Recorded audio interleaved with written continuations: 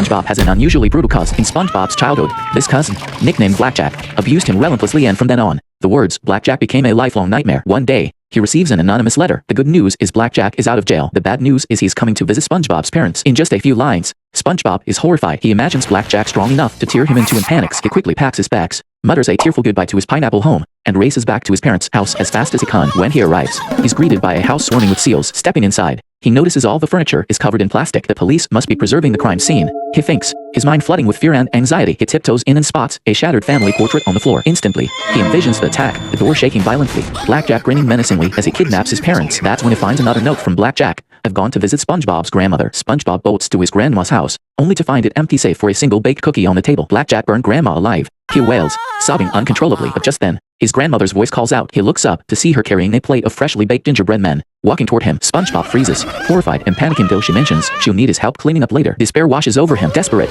SpongeBob turns to his uncle for help, but his uncle is deaf. He mistakes SpongeBob's pleas for an offer to weed the lawn. Reluctantly, SpongeBob spends 250 minutes weeding, then begs again to save his parents. This time, his uncle thinks he's volunteering to nail up a fence. SpongeBob tries to explain, but his uncle shoves a pile of planks into his arms. He hammers up the fence as fast as he can, then returns only to suspect his uncle is just using him for free labor. Grimacing, SpongeBob heads to Blackjack's house alone. The closer he gets, the more terrified he becomes, afraid even stepping on a board will alert some bloodshot-eyed caretaker. He creeps forward, silent as a mouse. When he reaches the door to knock, he suddenly remembers his uncle's vague advice and is instantly bombarded with gory images. Blackjack grabbing him, rubbing him against his teeth like a teething toy. SpongeBob is petrified, ready to make a hasty retreat when he hears his mom scream from inside. He dives into the house, follows the sound to the basement, and finds his mom, but she refuses to leave, protesting, "We can't miss the party. We're celebrating Blackjack's release." His dad chimes in, complaining about how clumsy she'd been breaking a water glass and the family portrait. SpongeBob freezes. He'd been wrong. His parents weren't kidnapped. Dad explains, Blackjack has reformed. He'll never hurt anyone again. Then Blackjack's voice booms from afar. SpongeBob breaks into a nervous sweat. His hopes crumble when his mom adds,